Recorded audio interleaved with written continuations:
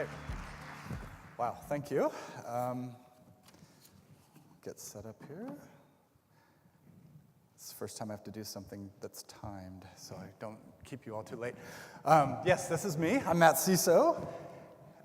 We'll start this way. I've been living in Washington, D.C. since 1989, 1990. I moved properly into D.C., into Cleveland Park, and I'm 52 years old, and I'm a painter. I'm an artist, and I'm going to, I guess, tell you a little bit about myself and how I got here, because I think, like a lot of you, I was a professional programmer when I first came out here, and then, lo and behold, now I'm a painter. So, anyways, this is a postcard that was from my recent solo exhibition up in Baltimore at the American Visionary Art Museum. Maybe some of you have seen it. The show up there, it was up for a year, and it was 150 of my paintings. It featured a documentary about me. It also displayed one of my stamps. I'd created a stamp for the United Nations that they used. So it was really kind of like I'd reached my whole goal of being an artist with this exhibition up in Baltimore. And now the museum up there has acquired, I think, 20 of my paintings into the permanent collection. So I made it. This is kind of what I've been working on for the past 25 years, was to get this show. And now I want to talk to you today about how did I get here. Maybe I can give you some advice of my experiences. Maybe you'll see something that I did that might relate to you. Give you some inspiration, hopefully, or maybe it'll just be fun to look at my paintings. So, this is where I'm from. I was born in Nebraska, and this was the view out of my front yard, across the dirt road, down a little hill. There was a small airfield from, I guess it was probably around 1975, when I was 8 years old.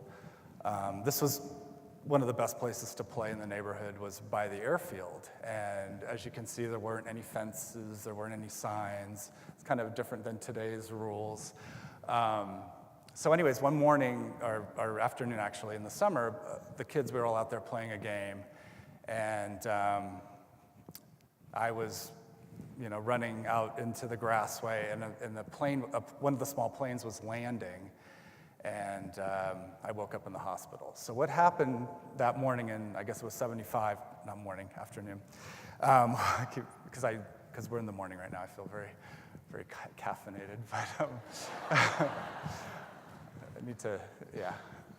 So anyways, what happened was I was hit by the airplane, and it chopped my arm, basically, with the propeller.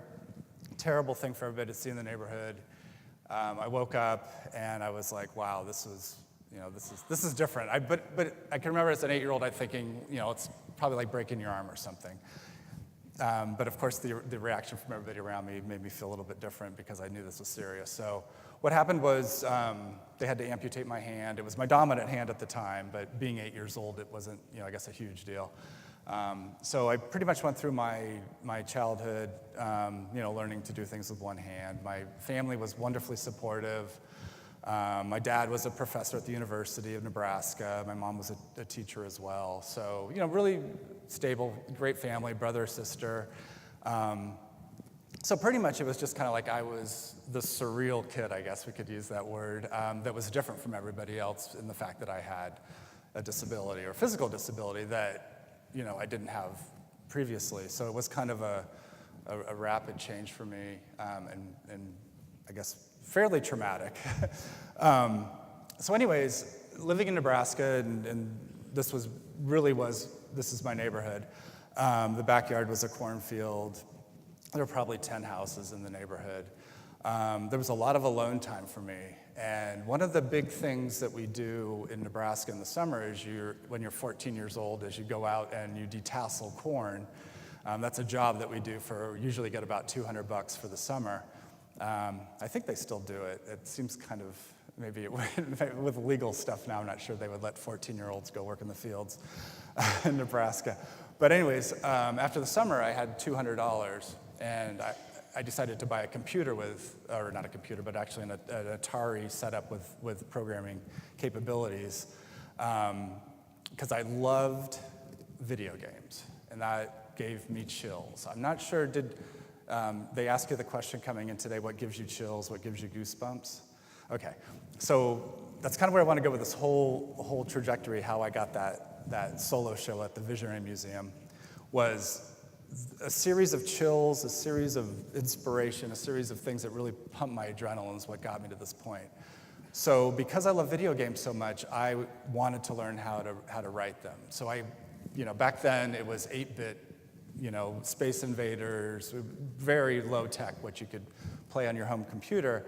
But I wanted to figure out how to move little blocks around on the screen and things like that. So I taught myself first basic programming, then Pascal programming, just sitting, alone by myself in front of this computer over much time by myself.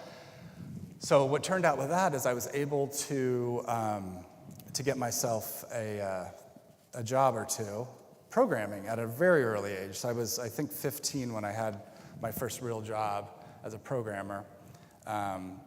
And I worked actually on the original Macintosh development team in Nebraska, doing just icon work and stuff like that. So that's what kind of got me started into do-it-yourself, self-taught stuff. It was kind of like seeing the effects of working really hard on something and how that can turn out. So during this time, another thing that really gave me chills was music.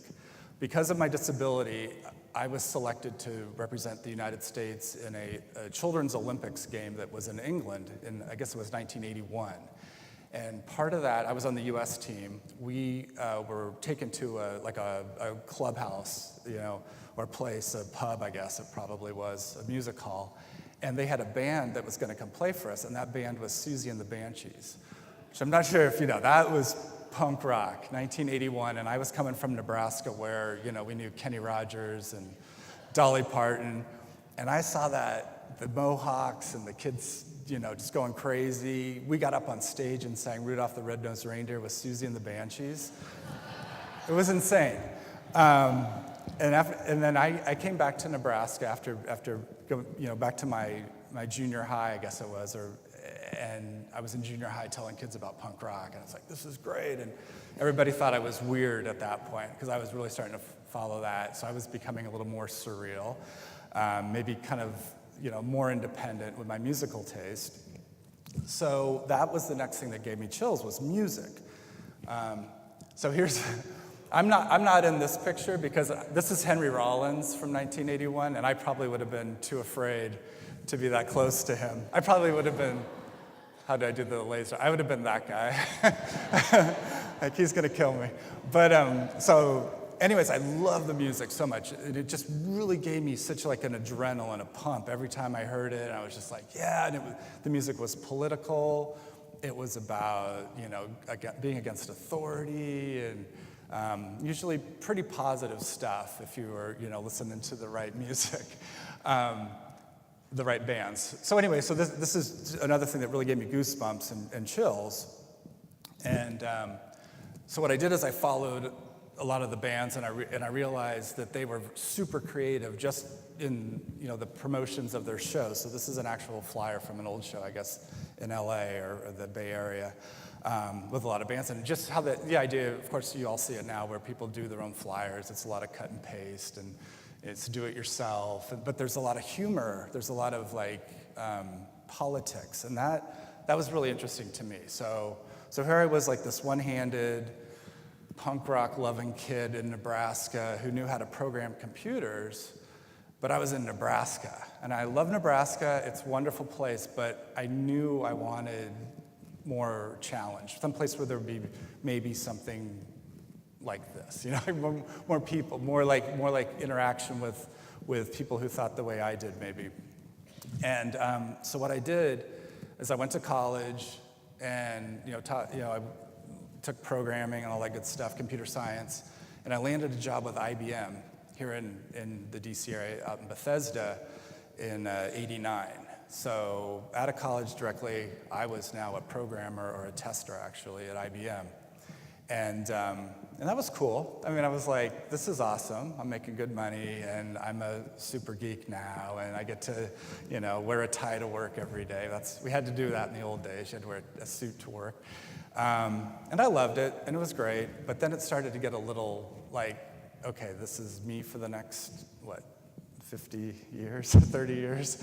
But I would still love to come downtown to DC and see music. So I remember one of my greatest stories was I had just gone to like the 930 Club and seen, I don't think it was Black Flag, it was somebody else, and my ears were ringing the next morning at work as I was talking to my boss in his office. He called me into his office. My ears were ringing, and he goes, Matt, I'm nominating you for my job. Because he was telling me he's leaving. And I was like, I just went out and saw Black Flag last night and punk rock, and here I'm at IBM with my manager telling me that, hey, you're gonna be me next.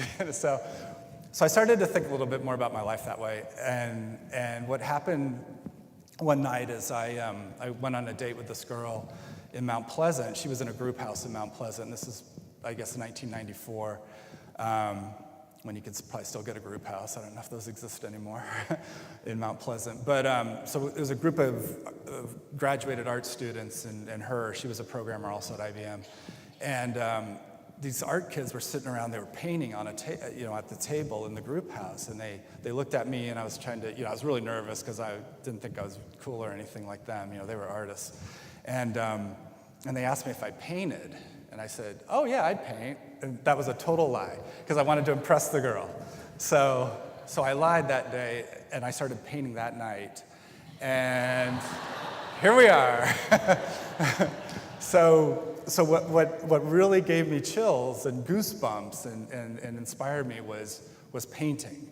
Now, I guess a lot of us love to paint and stuff, but for me, what happened was, because, I told you this old story about getting hit by an airplane and stuff. I had never really talked about it.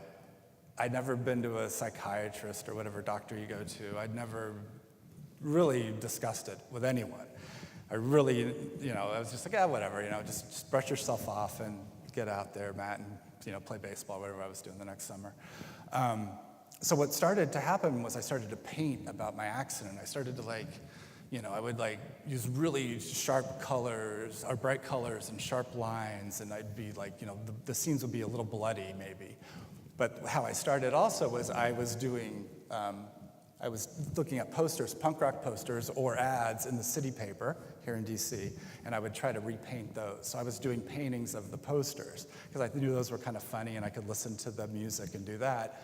But then say, maybe over in the corner, like on this one, maybe I would, there'd probably be an airplane coming down or crashing, or, and down here there'd be me running or something. So I started to add myself to a lot of the spooky or weird imagery. And I loved it. It was fun, but I wasn't very good at painting. So I was kind of I love this, but I want to get better. So in the spirit of teaching myself how to program when I was a kid back in Nebraska, I decided I was going to teach myself how to paint. And I was like, can't be that hard, right? So what I did is I would go down to our lovely museums here, Smithsonian. I guess this was at the Hirshhorn. They would have this is William de Kooning right here. This isn't my work, I wish. So this is one of William de Kooning's paintings, and what I would do is I would go down to the museums with my Walkman. In the old days, we had the Sony Walkman with a cassette in it, and I would be listening to my punk rock and sitting on one of those benches with that, and no sketch pad or anything, and I would just sit, listen to the music, get the chills. I mean, just get so, it just felt so good. I would be amped, and I'd look at this, and I tried to look at this as a computer program, because back in the day we did object-oriented programming. I suppose they still do it, I have no idea. Call it that or something else, but it's basically what you do as a programmer or as a team of programmers. You take apart, if I describe this correctly, but you take apart the program as you develop it and you create it in its own parts, specific parts, like you might have, so if you're doing like an airline reservation system, some person might do the database. I mean, it's super simple. Some person does the database, some person does the UI or whatever. So anyways, what I thought about painting was, I bet I could break this down into its component parts, and that's, you know, you would think, oh, the visual, but I also broke it down into the parts of where did the idea come from, who was the person that painted this, of course, what materials did they use? What was going on in their life? How old were they? Were they using any substances? Like, that's another thing. Were they I don't know, listening to music like me? So what I did is I would just go and stare at all these great paintings that I loved. It was basically William de Kooning. If Basquiat was around, I would see that. Francis Bacon, Pablo Picasso. And I would watch documentaries about these people. And I loved painting. It gave me chills. I knew I wanted to do it. I knew I had a good story. That was the main thing. As I was thinking, as all these people I watched, I was like, yeah, they're interesting. And they did, like, you know, wild things, like, you know, parties. And I mean, they were wild people, a lot of these great painters that I loved. But I didn't want to fall into all the traps that they did. I didn't want to, like, end up drug overdose and dead. I didn't want to end up, like, cheating on my wife and, you know, all these, like, you know, really hurtful things. I didn't want to hurt others in order to get what I wanted, I guess is what I'm saying. So I think I took, not that I'm a perfect angel or anything, because what I decided is I really needed to amp up my intensity to paint like this. I needed to really bring a lot of power, a lot of energy, a lot of, like, force. I had to be a fighter to do this kind of painting. And I also had to have a really good work ethic. So like, here would be an example. This is one of my paintings, which is not de Kooning, but the idea here is that it's distinctly a Matt Sesow painting. The Matt Sesow icons, which are kind of reminiscent of Jean-Michel Basquiat. The lips and teeth are things I kind of borrowed from William de Kooning. Maybe a little Francis Bacon with the messiness or whatever, I don't know. Francis Bacon was wild as well. I watched a lot of documentaries about him. So what I was doing was taking the stories and the ideas from a lot of different artists that I had studied, and I was trying to create my own story. So, or not create my own story, because things happened to be happened, but I wanted to be able to tell it through my art. So what happened with this is I started painting a lot. This is still 1994, 95, and I was just painting like crazy, doing wild things, you know, drinking and painting. And what it turned out is I had probably about 200 paintings. And I was driving through Georgetown when I had a car I was actually used to do short films, and I was going to go look to shoot some short films, but there was this huge art show going on in Georgetown out on the streets. And the person I was with at the time, she said, you should talk to them and maybe show your paintings here out on the street. And I'm like, no. And eventually I did. So I talked to them. They let me show like a little sidewalk. I was able to show like 100 of my paintings. And I was out there all day in Georgetown, out in the sun. People walked by. A lot of people went, ooh, monsters, or ooh, gross. And I was like, yeah, I know, I suck. You know, I was just like, I just low self. I was just like, because for me, I love painting. I don't really want to hang these in my house. Like, I paint, I'm done. So it was kind of like really discouraging all day. And then I was ready to pack up. It was the end of the day, and I'm packing up, and all of a sudden this woman walks by, this angel, and she walks by and she looks and she just starts freaking out. She goes, oh my God, what is this? Who are you? And it turns out she was an art dealer from Connecticut who deals in outsider and folk art and art brut and all that. And so she, saw me, and heard my story, and she sent me a contract, I think that week, and I signed I think it was like a 5 or 8 year contract with an agent after that first time I tried to sell my paintings out on the street. So I had an agent on day one. Good and bad parts of that. But anyways, I had an agent right away. And I was still working at IBM. So I was like, oh, cool. I didn't really take painting seriously. I was kind of like, oh, this is fun. I'll have a little side art hobby while I work at IBM. And that's what I did. She would go sell my paintings out at shows and big exhibits and things. And what was happening while this was going on is the internet was just becoming a thing, or a bigger thing, where you could actually interact with it in 94, 95. And there wasn't any social media back then. But from working at IBM, I got a job at AOL, and I got a job at Netscape out in Silicon Valley. So while that was happening, I was building my web page. So I was building a web page with all my art back in like 95, 96.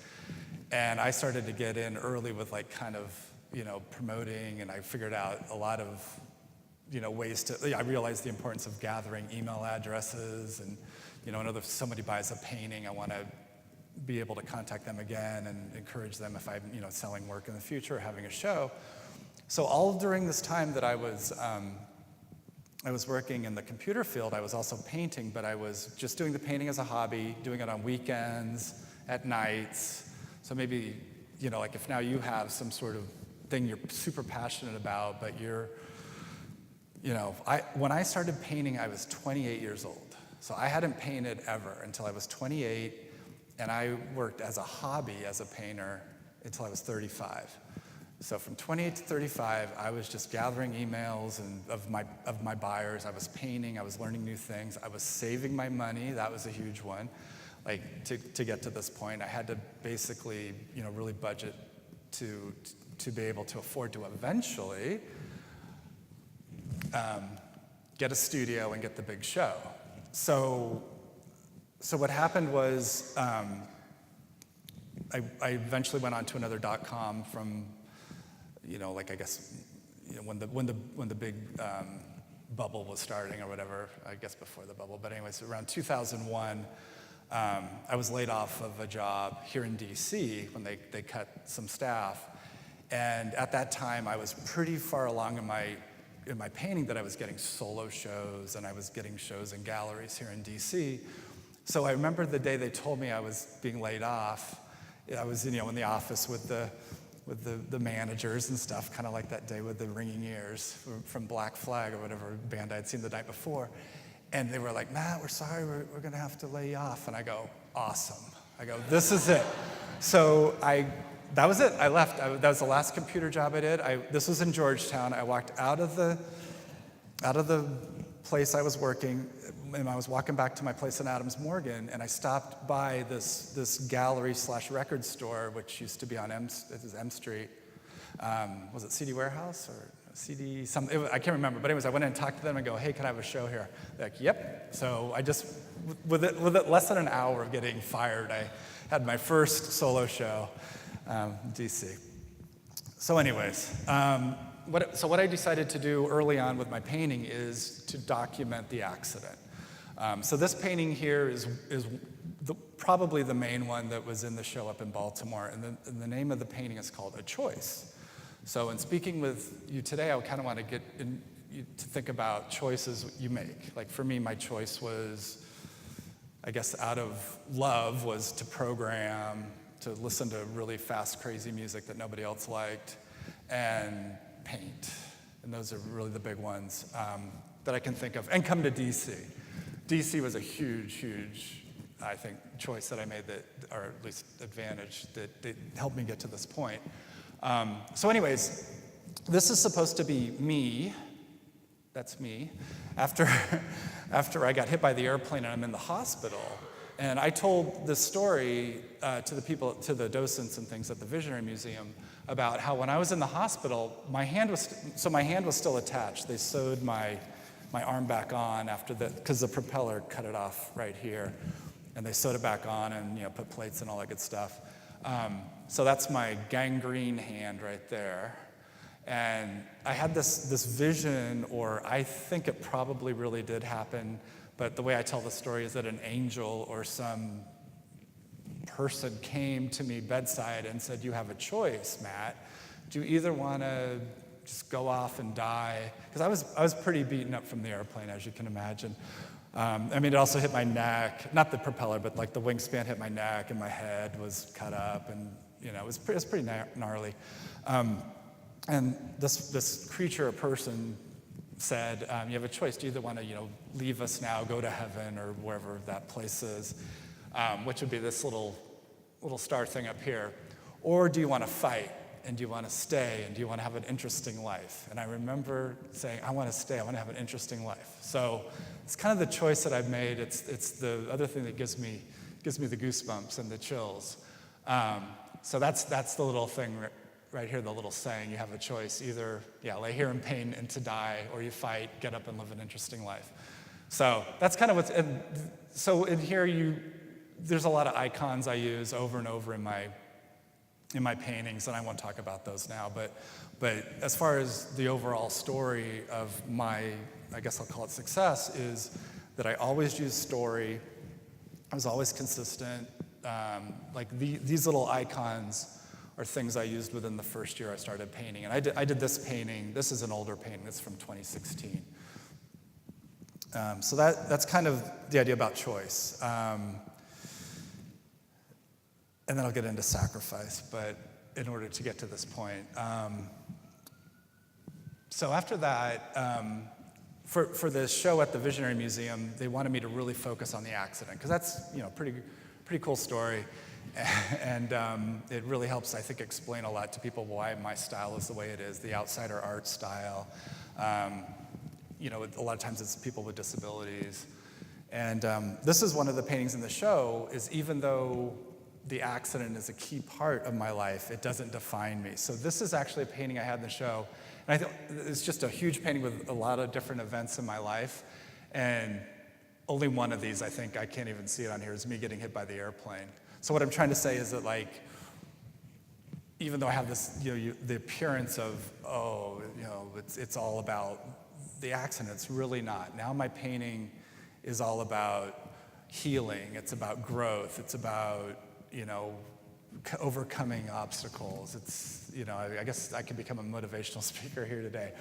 But so much about my story was using painting to get to the next level. Kind of like how I used basically the airplane to, I guess that doesn't really, it comes in later. But anyways, the detasseling corn to get the job, through the programming to DC, the music, and it just, everything kind of how it all comes together to give us these opportunities. My gosh.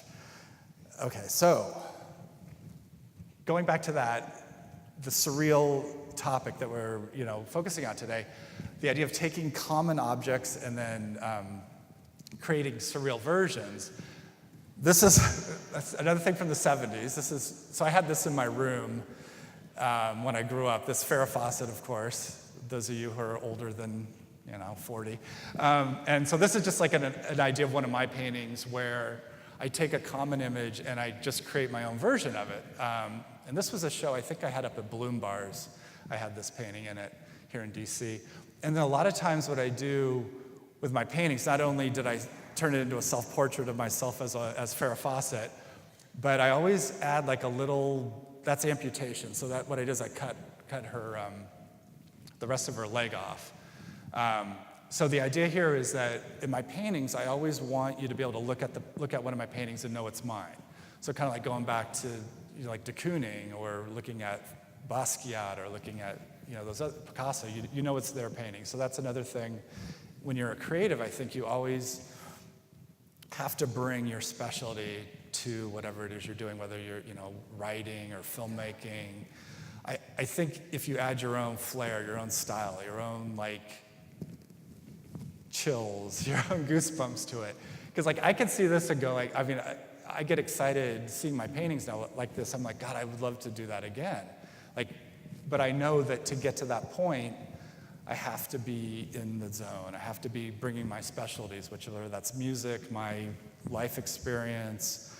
And the other thing that I think is really important as a creative or as a professional, and you want to do creative things, is, so you all here, or I assume you all work in DC or in the area, you are like the special group of the best, I think, in the nation. I think only the best come to DC. It's really high education, really high work ethic, really smart people. And I think that if you have a creative pursuit, that you bring whatever you graduated college for. For me, it was programming. So what I did was just kind of use the idea of working late and working a lot and creating a lot and sticking to schedules. Being, time management is so important with painting, because when you're working with a gallery and they want you to, have the big show, and you're, if you're a flake, they're not gonna work with you. So anyways, that's just another side of it, was bringing my own knack to common images. Like, here's my version of Lunch in the Boating Party. Yeah. So what I tried to do here was include all the characters, and you can see again the lips and the teeth, and I just think it's a very happy type painting, where maybe my earlier work was a little more aggressive and a little more angry, even though this, it's very raw, it's very surreal. Taking this beautiful, beautiful painting and turning it into one of my own, I was like, it still had to show that it was mine and bring my own voice to that.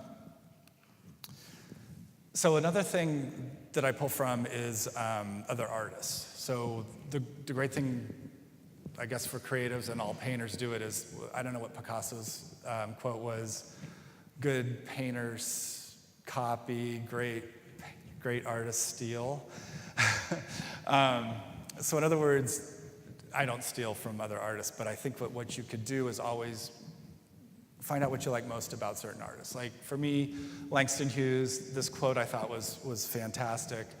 It just says, "Hold fast to dreams, for if dreams die, life is a broken-winged bird that cannot fly." So the idea here is I like the way Langston Hughes is saying, set your goals, stick to them, achieve your goals, you'll fly. And basically, as long as we stay on our path, I'm all about setting goals, and then like a focus, just stick to it. Don't let things knock you off your track. So for me, for example, in order to become a painter here in DC, I guess I've been doing it full time. I've been paying all my bills by selling paintings since 2001. I lived in a 500 square foot apartment in Adams Morgan, and did all my painting in that little spot on a wall smaller than this screen, probably about this size. I did all my shows. I've probably done, I don't know, I've probably been in like 300 or 400 shows, maybe more. Oh, I'm sorry. Oh, okay. I'm getting assistance from my assistant, but I'm going to show you pictures of the studio coming up. I was going to jump ahead, but anyways, this next slide was more borrowing. Here's one. Shepard Fairey did the great one of Obama. I loved that he did that, such an iconic image, and I was so jealous. I was like, I wish I would have come up with that as an artist. So what I did is as I say, borrow from Shepard Fairey. I used his same color schemes, and kind of came up with my own Obama. So I've done probably 100 of this series of Obama. So another thing I always say is, try to document the times we live in, be historical. And then I'm going to show just another one, taking a common historical figure like Rosa Parks, and then I think the last three paintings, the Langston Hughes, the Obama, and this one, were all shown at Busboys and Poets. They had me do a show there, this was 2 years ago or so. So I did this one of Rosa Parks. So I've done this image before. And one of the things I always like to say as for my art is to back to the object-oriented talk, is to minimize the number of brush strokes in a way to tell the story or to create the image. So here you can see I'm really not using much paint or much. It's just a lot of contrast and stuff to get this down. And in preparing for this today, I realized that it's very similar to the video games that got me the first buzz and the first chills, was just those 8-bit programs. So you might have 4 blocks on the screen, and that's supposed to represent a gorilla or a race car, and you're supposed to pretend that's a race car. So I think that's where I got a lot of my minimalism in the art from that. Was doing that. And then here's another image that is very timely as well, with the migration issue. So I've done that. several times as well. A lot of shows have used that, so that's just another taking a common image and making it surreal. So I see we're getting, I just could talk forever. This is me painting at my small studio in Adams Morgan. So this is like 500 square feet. That's the size of the wall there. And that's just me kind of trying to look cool, leaning into painting. But that's how messy it is. It's a disaster.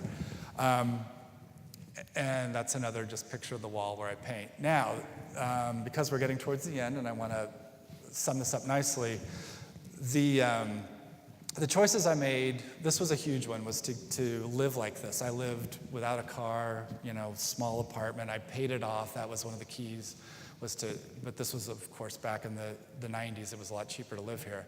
But I had my lodging paid for. I slept in a bunk bed. So I didn't have a bedroom. This is just one room in Adams Morgan, and I had a bunk bed until, I guess, age 50. I was living here. In a bunk bed. My mom never visited this place.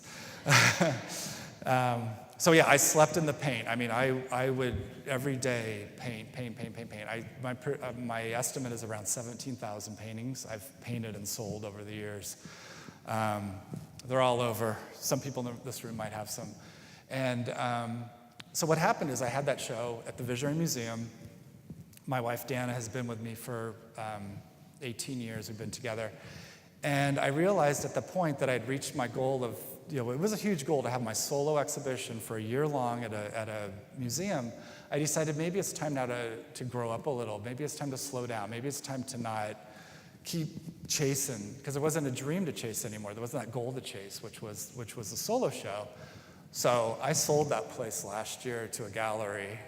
They bought it as is, and I'm done with it. So this place no longer exists. And now I live downtown with my wife finally. We didn't even live in the same place for the first 15 years. I lived there for like 3 days out of the week, and we would commute and see each other. So now we're downtown, and I've changed basically my pace, my attitude, and everything about painting. So now what I do is a lot calmer. This is like these are like what I call my cash cows. And what I do is I've taken all my experiences from that, like the 16,000 or so paintings, and I'm creating, like if somebody says, hey, can you paint my cats? I'm like, oh yeah, here we go. There's your cats. Or, people like birds. And so what I do is I do these calmer paintings, but you'll still have my edge in them. I'm still listening to the music. I'm still edgy. And then every now and then when something very political happens in this city, I will paint it. And I do still paint, obviously, what's going on now. And I will be doing more of that. But I'm not just focusing on so much the anger or the aggression. I've now become more of like an old 52-year-old man with a cat and a sweater. But it was a long trip to get here. It was a lot of choices and a lot of sacrifice. It's surreal in every aspect. I feel like my time, about towards the end. Okay, so what I really want to stress is we all have choices. Try to pick the choices that give you goosebumps and attack it as hard as you can and do it better than anybody else. And do it for less money than everybody else if you can, because you'll sell, you'll become the most attractive thing in this capitalist society. People want to buy value. They want to buy a bargain. So give people value for the dollar. And that's one way you will always win, because the galleries hate me for my pricing. Like if anybody's bought my paintings in here, you probably didn't pay more than $1,000. I know you didn't pay, but I sell my stuff very inexpensive, and that is so key in this business is to price your stuff affordable. So anyways, thank you very much. And Dana will have postcards if anybody wants any free postcard with a painting on it, and it's got my contact information. I'll talk to anybody. You can come visit our studio anytime. Just be in touch. Matt Sesow. Thank you. Thank you. Is that okay?